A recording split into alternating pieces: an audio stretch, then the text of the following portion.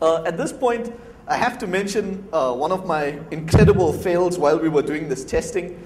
We were interested in whether address space layout randomization would be affected if you booted multiple images at the same time. So on Amazon, you can get Win2K3 images. So we wrote a script to fire up 20 images, note the address space, fire up another 20, note the address space. And we were astounded because we found large parts of the memory space were common, which meant attacking would be easy. And we thought we were onto something big until someone pointed out that Win2K3 didn't ship with ASLR, so it was supposed to look exactly the same. Okay, so really quickly, one of the other problems with the cloud is you're going to extend your attack surface. Okay, we already know that if you're running an organization, you've got phishing problems. Okay, what happens now is your phishing problems extend to your vendors. Okay, already we've had cases of Twitter users getting phished and their stuff being used. We've had Facebook users getting phished. We've even had Salesforce.com, where administrators were phished, which led to their customers' data being leaked, which then became a big problem. Okay, you can control this when it's in your own organization. What happens now when it's moving to somewhere you don't have any control over? The other problem is, currently, we're putting all our eggs in one basket. So in the past, if you got phished, or someone in your company got phished, at best, someone got access to their account. What theoretically happens now is if the right person gets phished, we get access to 2,000 boxes of SmugMug's network.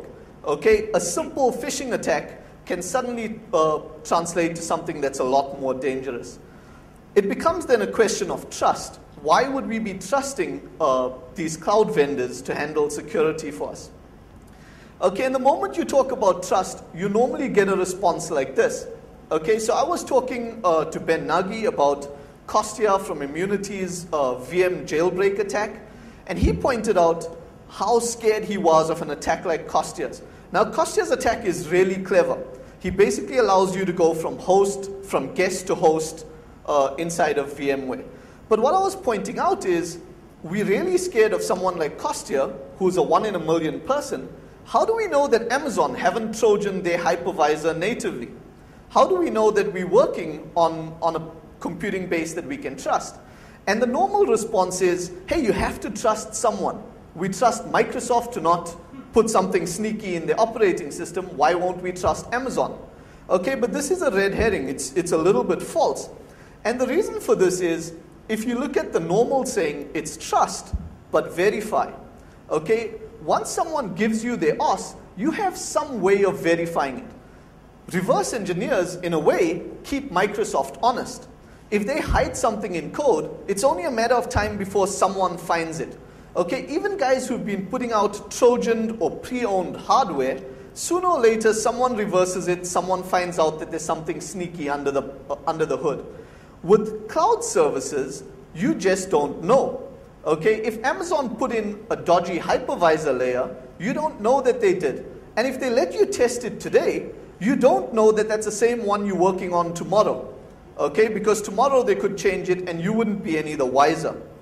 Okay, and that's why we say, even if the guys do no evil today, we can't trust that they're going to do no evil tomorrow because we've got no way to verify it. Okay, so one of the questions that come up is, yes, but aren't you getting a bit tinfoil hatty now? Okay, and for those of you who are old enough, you'll remember this crypto AG problem. Okay, there's a company called Swiss AG, which was selling crypto to about 150 countries in the world, and it turned out that Swiss AG was just a front for the NSA. Okay, and they were selling deliberately weak crypto to lots of places, and at the time it was discovered with the Iranians.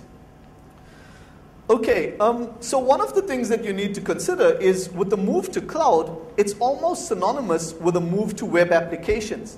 And we really haven't got the web application security problem down yet. Okay, so we're still building vulnerable web apps, and now we're starting to tie infrastructure to those vulnerable web apps. If you guys think back, in the very recent past, we've had security problems on Twitter. We've had cross-site scripting worm on Twitter, and all Twitter have to do is take 140 characters and show it to your friends. Okay, they've got a really simple application, and they couldn't do web application security right. when you start looking at something like Amazon EC2 with that many moving parts, you're going to find that it's a big problem. Okay, really quickly, if we look at other uses for the cloud for possible evil, you'll find that some attackers, some hackers have been really quick onto it.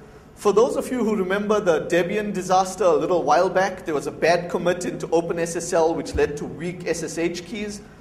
And basically what Dino Daizovi did is he used Amazon's cloud infrastructure to generate all of these keys. So essentially he got a whole bunch of computing done relatively cheaply. For about $16, he generated all 500,000 possible SSH keys. Okay, it's really clever, it's computing on tap. Ben Nagy is using the cloud for fuzzing. He did a talk at Syscan. Basically what he's doing is iterating through office fuzzing. And by moving it to the cloud, he's able to scale it, where previously they were doing a couple of tests a second. He's doing now multiple tests, and he can scale it as much as his employer wants to. Zynamics, so that's Halva and his company, are using the cloud to do malware classification. David Molnar and friends. Basically, the takeaway from this is that suddenly there's a whole bunch of computing power available on tap to attackers who can use it creatively enough. Okay, so problems that was previously constrained by CPU become less so now, because now I can get a lot of CPU basically just for a little bit of money. Okay, so during our testing, we looked at a few vendors. We didn't have a lot of time to go through all of them. And the ones that we decided to focus on were Salesforce.com, because they're probably one of the biggest CRM vendors out there. Apple's MobileMe, because it had some interest to us. And Amazon.com, because of their EC2 AWS services. Okay, so we'll go through examples of all of this now. One of the biggest promises of cloud computing is auto-scaling. Okay, essentially what they're saying is, if you look at how your computer usage goes, there are times when nobody really needs your service. Why should you have 3,000 services? You can dynamically scale so that when you have 10 users on your site, you only use this, and when you have thousands for the slashdot effect, you automatically scale. Okay, which of course should set alarm bells off in your head immediately. Okay, because auto-scaling, while it's a big promise, also has very obvious downsides. Okay, so in crypto circles, it's already relatively well understood that if your attacker can make you do a lot of work by them doing a little work, you're well on your way to getting DOSed. Okay, it's something for us to consider when we start considering applications in the cloud.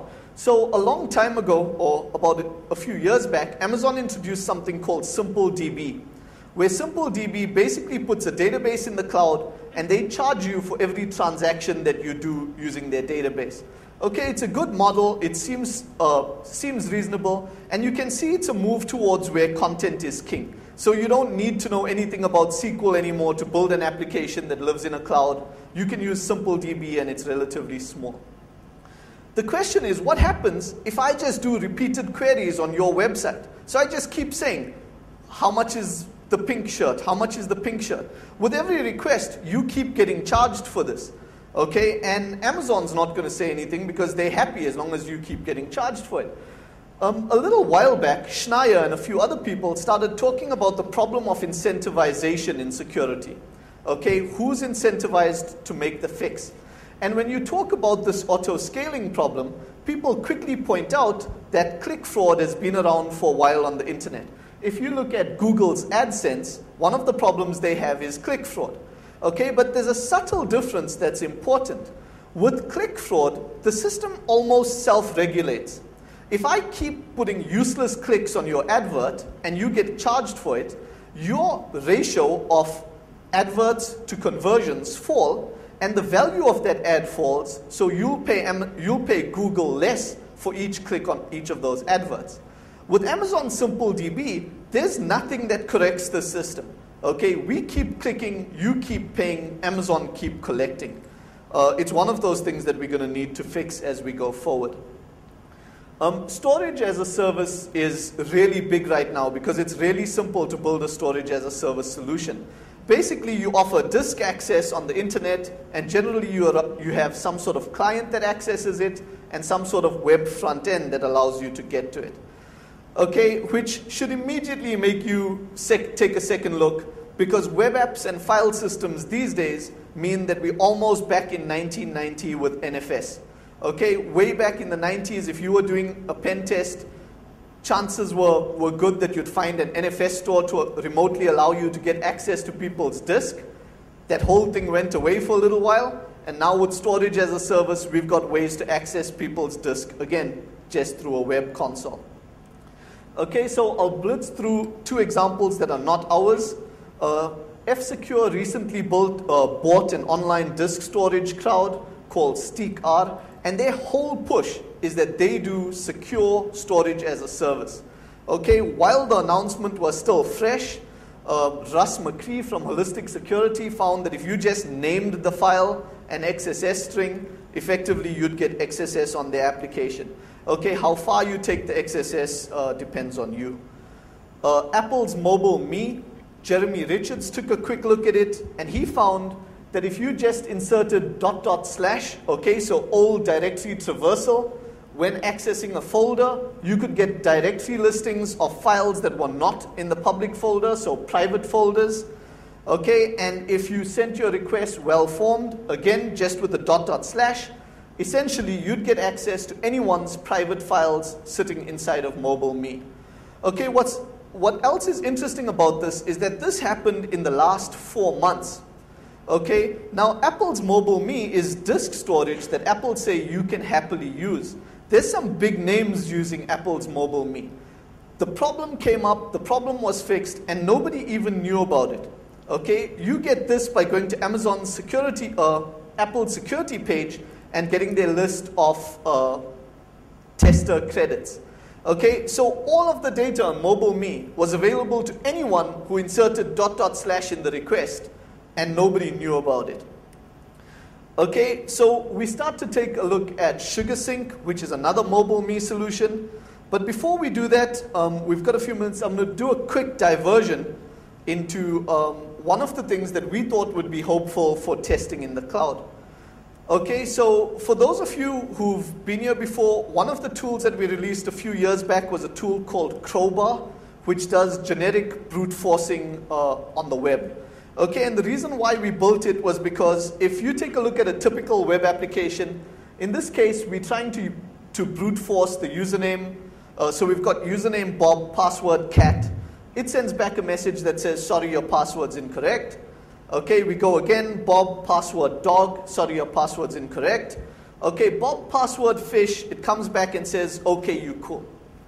If we were building a brute forcer for this, the really simple approach is send your request and look for welcome, and once you find welcome, you're now good. Okay, the problem is, what if the application doesn't send back welcome? So you've never logged in before, you don't know what a good response looks like. Okay, and what Crowbar did is, Crowbar said, okay, first we'll send username Bob with password, this can never be right. You get a response, we take a page signature of that page. After that, when we send a request, basically we just take the response and see how similar the response is to the first response. So we can generically tell that, hey, you look a lot like the error message, you're probably not our guy. Hey, you look good, so you probably are now logged in. Okay, one of the problems, of course, is if we do this, we're going to start to bump into account lockout problems. Okay, but brute forcing on the web is still attractive because what we can do is brute force usernames instead of brute forcing passwords. Okay, so instead of Bob password, Bob password, Bob password, we choose one password and iterate through all the possible usernames. Okay, at this point, it's not going to log you out or lock you out because who's it going to lock out? And sooner or later, you'll bump into a valid username. Okay, the other way brute forcing still works for us is once you get a valid session, okay, so someone logs in, good username, good password, they get back a session ID. The session ID is then your identifier for all subsequent requests. Okay, so essentially what we could do is cut this out and just make the request for balance using the session ID. effectively we're not iterating through username or password anymore, we're just iterating through session IDs. And of course, this